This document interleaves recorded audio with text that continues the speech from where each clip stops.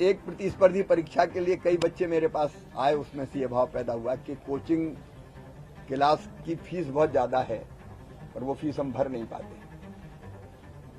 तो मुझे लगा कि अपन कोचिंग क्लास निःशुल्क शुरू कर दें, अच्छे स्तर की कोचिंग क्लास। सब बेटियां मेरी हैं, घर भी बेटी आ गई है तो वो भी है ही, लेकिन बाकी सब बेटियां मेरी हैं। माँ, बहन और बेटी का सम्मान।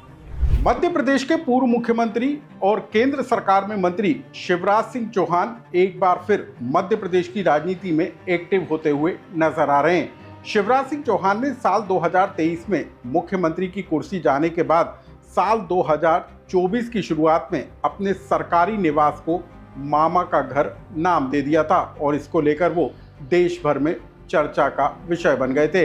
लेकिन अब 2 साल गुजर जाने के बाद शिवराज सिंह चौहान ने अपने संसदीय इलाके में कुछ ऐसे नए प्लान शुरू करने का ऐलान कर दिया है, जिसको लेकर चर्चाओं का दौर एक बार फिर तेज हो गया है। देश भर के अंदर लाडली बहना, लाडली लक्ष्मी जैसी योजनाओं को शुरू करने के लिए चर्चा में रहे शिवराज सिंह चौहान की ये कौन सी 2 नई योजनाएं जो चर्चा का विषय बन गई हैं, इस खबर को विस्तार से जानिए। नमस्कार, मैं हूं अनुराग श्रीवास्तव और आप देख रहे हैं लोकमत हिंदी।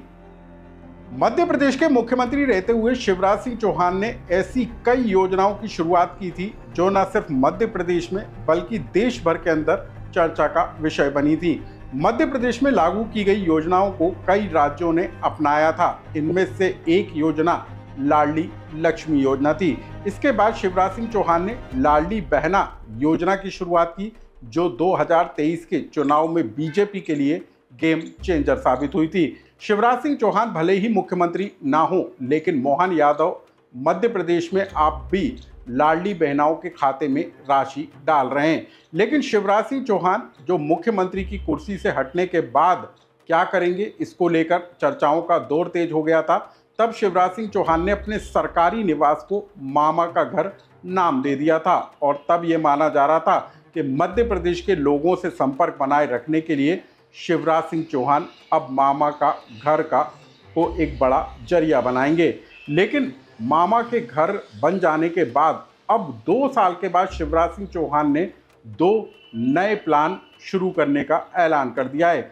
शिवराज सिंह चौहान ने अपने जन्मदिन के मौके पर आज से अपने संसदीय क्षेत्र में 2 नई योजना की शुरुआत की है, जिसमें शिवराज सिंह चौहान के संसदीय क्षेत्र में आने वाले विदिशा, रायसेन और भेरुंदा में मामा की कोचिंग की शुरुआत की गई है।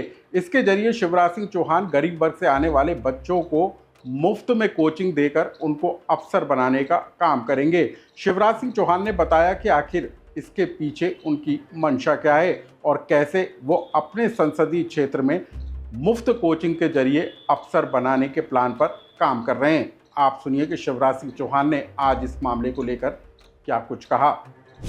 एक प्रतिस्पर्धी परीक्षा के लिए कई बच्चे मेरे पास आए, उसमें से ये भाव पैदा हुआ कि कोचिंग क्लास की फीस बहुत ज़्यादा है और वो फीस हम भर नहीं पाते।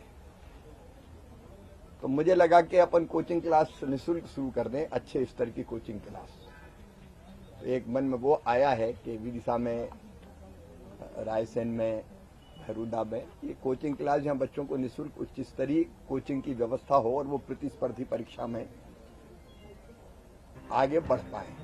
पहले मामा का घर, फिर मामा की मुफ्त कोचिंग और अब मामा का चलित अस्पताल भी शिवराज सिंह चौहान ने शुरू कर दिया है। शिवराज सिंह चौहान ने अपने संसदीय क्षेत्र में अस्पताल मोबाइल वैन की शुरुआत की है, जिसके जरिए आम लोगों तक जो है इलाज की सुविधा मुहैया हो सकेगी।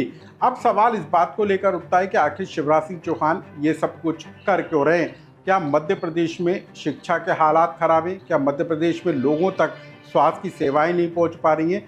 ये तमाम बातों का भी जिक्र हम करेंगे, लेकिन चलित अस्पताल शुरू किए जाने को लेकर क्या कुछ कहा शिवराज सिंह चौहान ने, आप उसे सुनिए। वो मेडिकल मोबाइल वैन भी मैंने देखा कि कई बार जो इंटीरियर के इलाके हैं वहाँ चिकित्सा की सुविधाएं मिल नहीं पाती और छोटी छोटी बीमारी के लिए फिर भोपाल और बाकी जगह आना पड़ता है। तो अपने संसदीय क्षेत्र की 8 विधानसभा में 8 मोबाइल क्लिनिक, जिनमें दवाइयाँ रहे, जो प्रारंभिक जांचें होती है ईसीजी से लेके ब्लड से लेके जो वहाँ आसानी से हो सकती है वो उसका सामान रहे, डॉक्टर रहे, कंपाउंडर रहे। और इंटीरियर के इलाके में हम तय करेंगे कि हाँ खड़ी हो जाए तो वहाँ 5, 7, 10 गांव के लोग आ जाएं, अपना चेकअप करा ले, छोटी मोटी बीमारियों में तत्काल इलाज हो जाए, दवाई दे दे। और कोई ऐसी चीज है कि जिसके लिए रेफर करके कहीं और दिखाना जरूरी है तो वो रेफर करने का काम करें। अब हम आपको बता दें कि मध्य प्रदेश में विधानसभा का चुनाव हुए 2 साल से ज्यादा का समय बीत चुका है। 2027 में नगरीय निकाय चुनाव और 2028 में मध्य प्रदेश का विधानसभा चुनाव होना है। शिवराज सिंह चौहान बीते 2 सालों से मध्य प्रदेश की राजनीति में अलग थलग पड़ते हुए नजर आ रहे थे, लेकिन अब शिवराज सिंह चौहान के चलित मामा अस्पताल और मामा कोचिंग शुरू किए जाने की टाइमिंग को लेकर भी सवाल उठ रहे हैं। मामा यानी कि शिवराज सिंह चौहान इन 2 बड़े प्लान के जरिए न सिर्फ विदिशा की जनता को कनेक्ट करने की कोशिश में हैं, बल्कि विदिशा से पूरे मध्य प्रदेश को भी संकेत देते हुए नजर आ रहे हैं कि शिवराज सिंह चौहान जो कि मामा के नाम से मशहूर हो चुके थे, उनका मामा का घर आम लोगों के लिए खुला है और अब मामा की कोचिंग से गरीब वर्ग के बच्चे अफसर बनकर निकलेंगे और लोगों को सस्ता और सुलभ इलाज भी मुहैया हो सकेगा। कुल मिलाकर शिवराज सिंह चौहान जो अपनी चिर परिचित कार्यशैली को लेकर पहचाने जाते हैं, उनके अब इन 2 नए प्लान को लेकर मध्य प्रदेश में कयासों का दौर तेज हो चुका है।